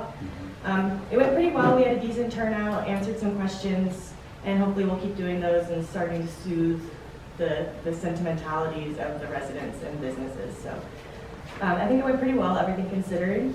We also have a local measure that is being placed on our ballot in November, Measure P. It's going to be a general sales tax measure, raising it by 1 cent. And that's going to be to address what we've identified through a lot of public outreach and surveying over the past year, the big priorities that we can use the funding for. It's not a specific tax, so we can't promise that certain things will be done, but we have the best intentions to move forward with road repairs. Our big one, which I'm sure a lot of other people are dealing with, is our fire contract. Continuing to improve economic development and opportunities, quality of life, and a big one that came up has been our need for a community pool. We haven't had a community pool since, Dave, do you count how long has it been closed? 5 years. 5 years? It feels longer, but Maybe it is, but it's in that. somewhere in that ballpark. So we've heard a lot of public outcry saying that, we need a pool. Not everybody has access to a personal pool or the base pool. So that is something we would like to do if this measure passes. We have more information on our website. I won't get too much into it because I don't want to cross into advocacy at all. We also have the wastewater treatment facility moving along. We're hoping to have that fully designed by the third quarter of 2023. And let's see, for economic development stuff, we have quite a bit going on. We have one hotel that's getting close to finishing up. The Holiday Inn Express should be opening by the end of September. And then the Town Place Suites by Marriott broke ground recently, so those should go up pretty quick, probably about 18 months for development on that. We also have 2 new hotels that are planned to come to town. My email wouldn't load, so I don't have a lot of details on that right now. I can't read the pictures that were sent to me, but it looks like it's, well, I'll follow up with more details at the next meeting when I'll have more information then, but that's exciting. So we're getting a lot of housing projects coming in and hotels. We had that casino project that never went through, so that land is now going to be available for other developments at the business park land, and those include on-site improvements that have already been installed, so that would be a good incentive for development. They wouldn't have to do anything with sewer, sidewalks, anything like that. So that's some kind of new news. Our Oasis development, the big entertainment complex with the retail and food, is moving on. We have the Chipotle open, the Starbucks is open. They are going to be opening a yogurt shop adjacent to Chipotle, hopefully by February 23, that'll be open. And they are going to potentially break ground on the big entertainment component of that with the movie theater, bowling alley. Phase 2 is what they're calling it. The first part of quarter 1 or quarter 2 of 23, depending on how everything goes.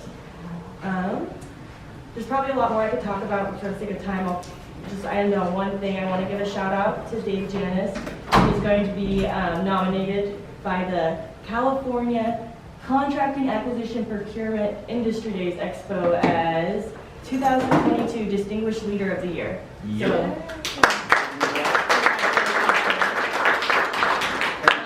You're welcome. And that, if he wants to show up to his presentation, he'll be getting his award at the annual Expo, Industry Days Expo on November 9th. What's the acronym for that? CCAP. Okay. Used to be Industry Days, from DOD, California. So I don't know if you want to add anything in terms of the days. No, just real quick, let me mention something you didn't mention, was the Parade of 1,000 Flags that we had this weekend. That's something, it's a 9/11 remembrance, and we've had it every year since then consecutively. It is exactly what it sounds like. We have 1,000 members of the community, and about half of them are kids and parents with their families that carry flags for a half mile down our main street and into the city complex and the park outside the city complex where we have a pavilion. We always have a grand marshal and dignitaries. We had every one of our representatives from Kevin at the federal level on down, Vince Shannon, Philip Peters, our supervisor, Cindy, the district attorney, were all there. They all spoke. The CO of the base and Kevin were co-keynote speakers. But it's a very moving ceremony and event that we have every year. And the flags come down tomorrow morning at 6 a.m. So if you want to have something to do, we need help turning them down, because we leave them up in rows. They're lined up in our city park in 1,000 flags in rows there, and come back next year. It's pretty impressive when you see. We have flyovers and a few other things. I will mention, in association with some of what JP talked about, the 5th annual All California Defense Leadership Summit was held August 30th in Sacramento. And that's where all the military installation leaders and their community leaders meet together, and with the Governor's Military Council. It's co-hosted by the Governor's Military Council, the Association for Defense Communities, which is a national organization, organizations like the China Lake Alliance, and the New California Defense Communities Alliance, which is the statewide organization of which I am the incoming co-chair for, by the way. And the governor came and spoke at that conference on the first day. It was only a day and a half this year. And he came and spoke, and he made an announcement that was relevant to what JP said. And some of you may have seen his press release last week about this.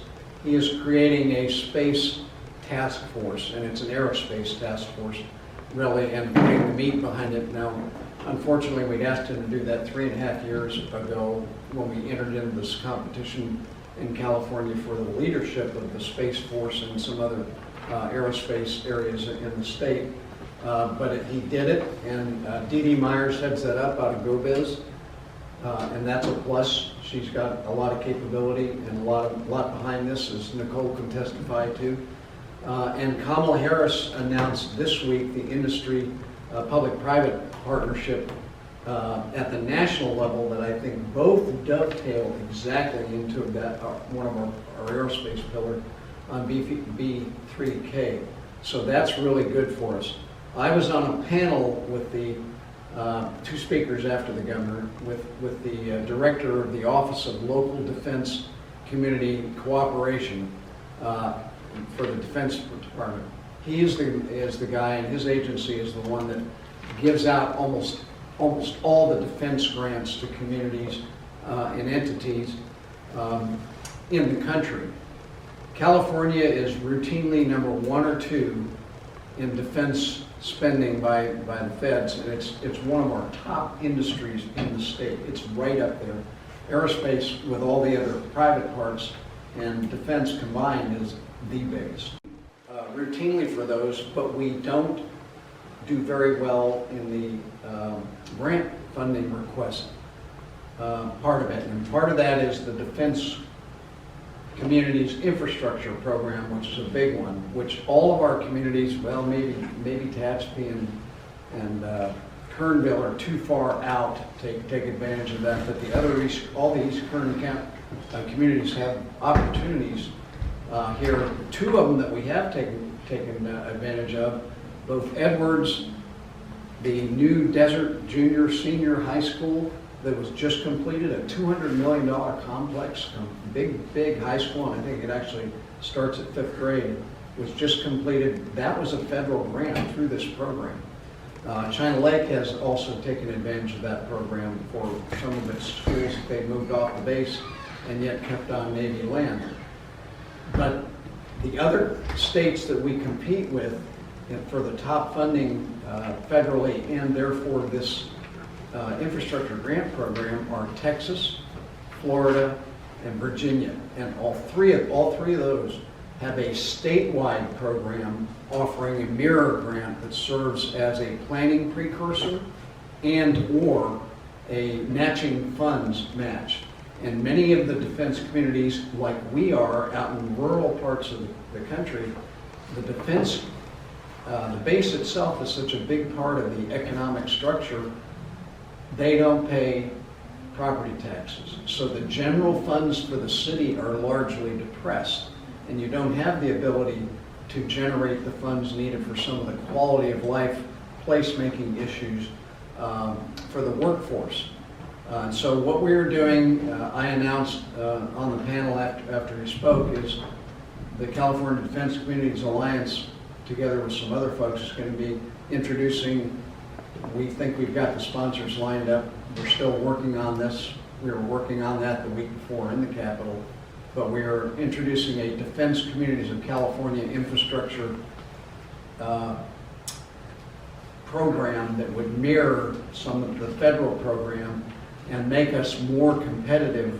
The advantage that Florida, Texas, and Virginia communities have had in competing for the federal grant and their ability to get there. So we're looking at what's relevant to you all is we may be coming to you later in the year, near the first quarter of the year, asking for letters of support as we line up our sponsors. It's going to be a bipartisan bill. We are assured of that after the visits we've made. We are working on getting the governor's full support for it. And as I said, I introduced it to people after he spoke, and his staff and Dee Dee Myers were in the room, and they reacted generally very positive. So we're going to continue more explicit discussions. But there's going to be opportunities if this comes through in the future. Remember the last time we met in Mojave, Cal City, and we talked about the access road and some of the opportunities for grants. This type of program is one of those, and all the other ones that OLDCC chairs. are some of the ones that we're trying to build up an access to in California where we're not competitive with the other states. And it got the governor's staff attention that Florida and Texas had an advantage on us here. So that was good. I thought I'd pass that on and request, when you receive requests, we'll give you all the backup information and we'd appreciate your support. Okay, couple of things. The industry task force, well, I assume they'll have significant representation from our region on that task force. We don't know yet. I just heard about this yesterday, so. And then the CSA. Are you saying that as a fact, or you asking? No, I'm hoping that we will have. Well, I am too, and we were talking about that at lunch. We've got some contacts into some of the primary industry members, for example, that were mentioned. And Nicole knows about that. And then I remember a decade ago, there was a California Space Authority. Is there this task force, what kind of teeth is there in this in terms of authority and?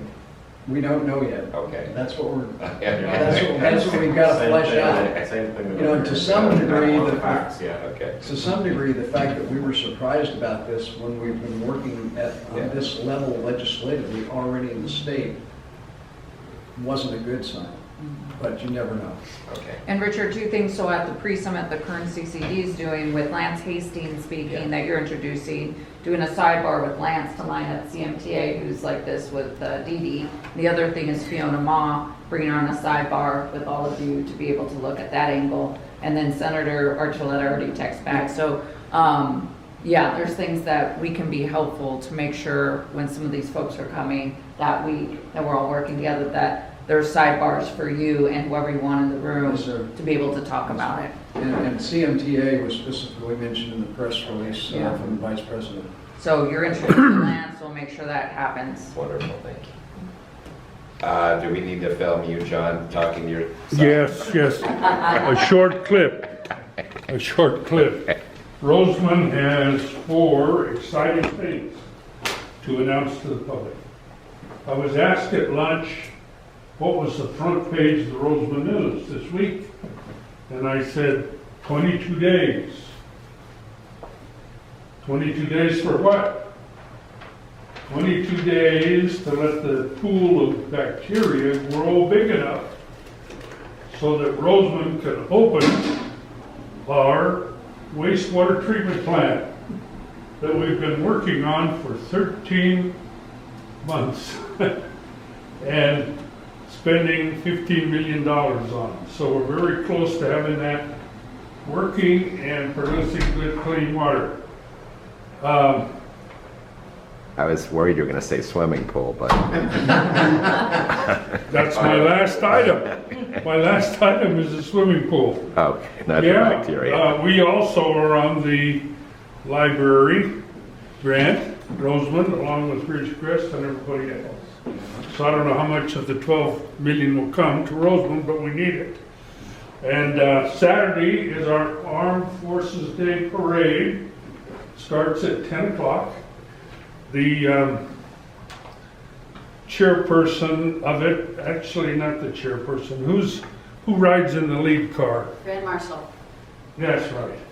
Okay, is Charlie Wallace, who has done over the years, a terrific job with the California Corps, kids being trained, and he's won all kinds of awards and so forth. So he's really a non-active military person, but has been in military early on in his life and done a lot with work. So he's our Grand Marshal.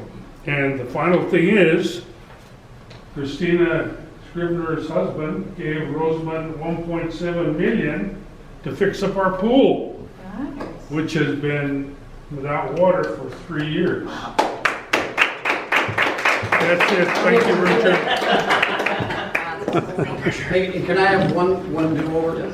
I forgot to mention, when Christina was out, she was the principal soloist and opened the ceremony after the 1,000 flags march in, and she was fantastic. Thank you. Soloist doing what? Singing? Ferris I family did singing. tap dance this time. Very Great. A cappella to start. Wow. Well, what, do we have to be out of here by 4? Did you confirm that? Actually, we've moved, Okay. we've moved our meeting over to the PAC station. You can take as long as you please. That meeting, and little plug, in October, you know, the Bakersfield art, Right. I don't think it's the art museum, but the art council does that, Stories on the Sidewalk. Oh, yeah. Well, we've stolen it, and we're calling it Tales on the Trail. And in October, we will be presenting many of our local characters as you stroll through downtown Kernville. So they're rehearsing, but they can go to the PAC station. You guys can do whatever you want. But do come. We'll have something in the Californian. We think it'll be a lot of fun. We do have some very colorful local characters. So we'll see what happens. Thank you.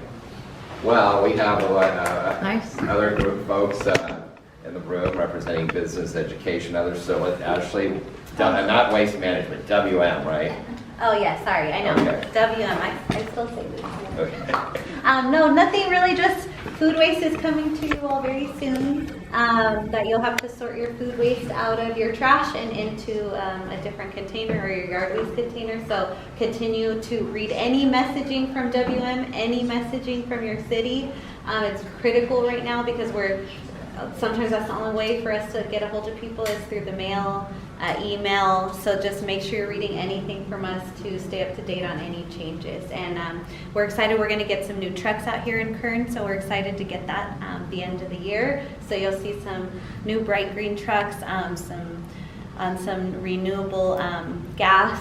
So we're transitioning out of the diesel and getting a new fleet that'll be run on, RNG, CNG, stuff like that.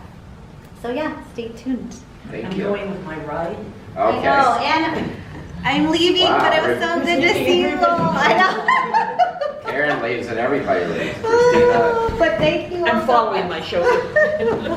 there was going to be a post meeting at the brewery. Thanks. You gotta drive home. Thank We do you. have a candidate. Well, Nicole, you have a new role, so I've been talking all the Okay. meeting, but good to be here, new at Kern Community College District, and look forward to helping whoever I can, and in my previous jobs too, so whatever I can do to help. thank you. And then, Stephen Amstutz, your first meeting here, right? Yeah. Anything you'd like to say about San Joaquin green hydrogen? No, I mean, I think I don't want to float my own boat. I think it's really, I think that it's interesting to look at the housing issues surrounding this area and kind of what the opportunities like to be more self-sustaining, maybe incorporating solar and water recycling and just kind of utilizing your assets there in a smart way to not be so reliant on, utilities outside. So I don't know, if you guys are exploring these things or if people are becoming a little bit more off-grid here in this particular area, but I'd be curious to know more about that. Yeah, we can talk about it more. I think part of up here in Kern River Valley, one of the things that I think is a little bit of the struggle is that we are unincorporated, so there's no ultra local government that can kind of help steer things. I mean, we certainly have a lot of folks up here that have an off-grid kind of mentality. A lot of reasons people come up here is because they want to, rough it, be, self-sufficient and stuff. So there's definitely a lot of interest in that kind of stuff up here. Mm-hmm. But I think kind of, at a community level, it's a little bit difficult to try to move, to try and move it in any one direction because there's no central leadership. Yeah. There's no HOAs or anything like that? There's a couple of HOAs, some smaller ones. Yeah, but they're so small. Yeah. Yeah. Very small. We used to have a group called KRVR, Kern River Valley Revitalization, and they were quite a mover and shaker in terms of uniting the voice of the Kern River Valley and then passing that on to our local supervisor. But that entity kind of dissolved, and so we don't have Yeah, a there's, lot of voice. There's an interest in starting it up again, but more of an actual council. Yes. Some members of the chamber and both chambers have approached us with their ideas and their plans, and they're still kind of putting that together. But there's also the potential for incorporation, and that's our office is actually actively looking into because we can provide, I think, some of that information, what that tax base system would look like, because we can provide that. So that's another. And that's a good thing. Yeah, I just think like there's things called like community solar, which I'm sure you're familiar with, which can lower the cost of energy for the community. You know, we have to find the location and put it close to a substation. But it could pencil to, to use some of these grant funds from the federal government to put things like that in this area specifically. And there's ways of, an alternative is what Rosamond has, I believe, a community service, like there's community services district that you're considered a special district, you can do some of that still independently, but you don't have to fully incorporate in the way that and still provide everything. So it's, there's alternatives. yeah, I'd be really interested in exploring that stuff. I mean, you're talking about like, you mentioned, community solar near a substation. We've got this enormous dam reconstruction project. They had to upgrade that substation, bring in all sorts of extra phases. I don't know what they're doing. They upgraded that substation right there next to the dam, and there's this huge footprint that they're using right now for all the earth moving and everything, and all the rock processing and all that. And in a few years, when the dam's done, I don't know if we know what if the Corps of Engineers has any plans for that space. But like, man, there's a lot of these little opportunities that I think a town council will be very helpful in, or some other kind of group that we can, something. I like the idea of incorporation.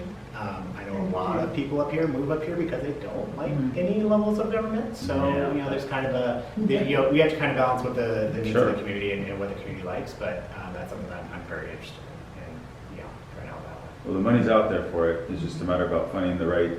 You can't put a solar project in the middle of a canyon, for example, because you just won't get enough sunlight. So it needs to go on a plateau somewhere. If you will. And the auxiliary dam specifically is the one that has a large flat area. And 320 days of sun. Great. Whatever. Let's talk about it. It's about 300. Let's have a conversation. Thanks. Jay, you. Right after that. Yeah. No worries at all. So, as you guys are fully aware, last week was one of the hotter weeks on record, and so it caused a lot of strain on our grid. And thankfully, it performed very well under the immense circumstances. So thank you to you all who lowered your raised your thermostat and lowered your energy consumption for that matter.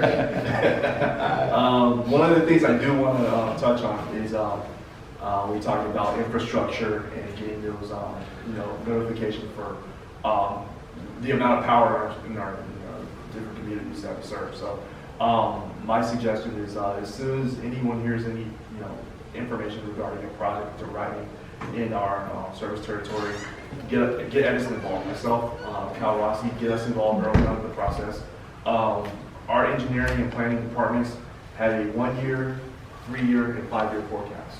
And right now they're going into their 1 year forecast to anticipated growth load for various communities. So the more information that we have to bring back to those groups, the better they can forecast what their expected capacity of infrastructure for certain projects. So the inland spaceport, the inland port that is coming to Mojave, we know about that, so we are having discussions with those people involved for that kind of growth, as well as the steel plant that's going over to Mojave too. So just to put that out there. So the earlier the Edison's involved, the better the outcome for all.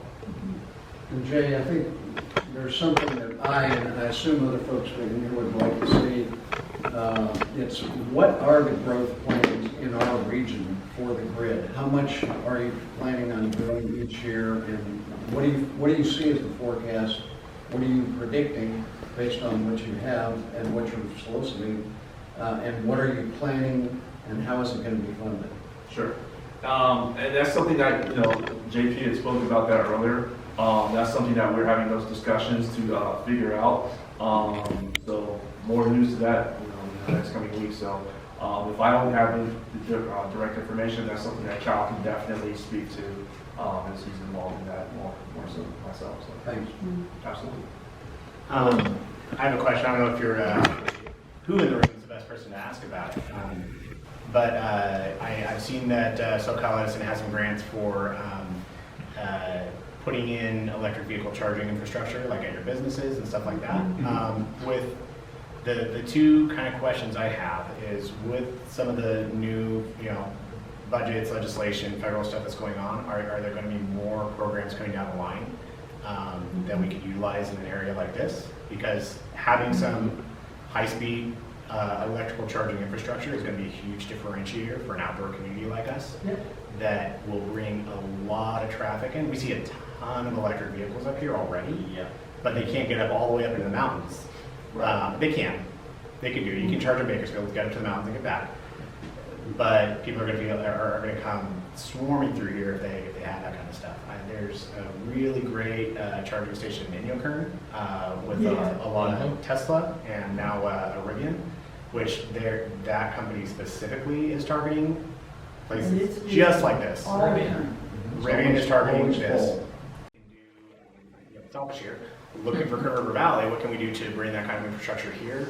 Maybe try to talk to some of the players like Rivian, but also maybe the brewery would be a perfect place to have stations set up, because that is the jumping off point to go to the giant sequoias, to go up to the Kern Plateau, to go Golden Trout Wilderness, all of that. Well, our board had even considered putting a couple of chargers here prior to COVID, partially to meet that need, but then also partially to make a little money. But that got, with COVID, that got put on the sideline, and we're still struggling financially, so that won't happen for a while. But that charging stations is a big need up here. The Forest Service has one, and they have a level 2 charger, so that's like if you want to be at the Forest Service station for a few hours, it's good for that kind of stuff. I mean, you would know that putting in a level 3 charger is much more complicated than a level 2. Yeah. You gotta look at capacity. There's a lot of things to think about. And that's the thing, is like, what's the capacity around here? That way we can, continue to serve our communities safely and with reliable power versus, jeopardizing, bringing on some massive energy consumer such as, charging stations. So again, I can direct you to who the person will be for our Charge Ready program, and they can have that study, taken care of for you, and they'll get the ball rolling to. That's all part of the same question about what are they planning. That I was able to that. Yeah. Okay. yeah. You can, and I can help you with the charging aspect. So. Yeah, there's programs available, so yeah, I'll be glad to talk about that. Yeah. Okay. Well, we'll see next Thursday, right? Yeah. So, We can talk about that. Right. We'll talk. Yeah. Get your car and By the river. I have to be there. Well, thank you, everybody. Great attendance. Thank you for hosting us, and see you in Boron in 2 months, if not before. Thanks everybody for coming. Thank you.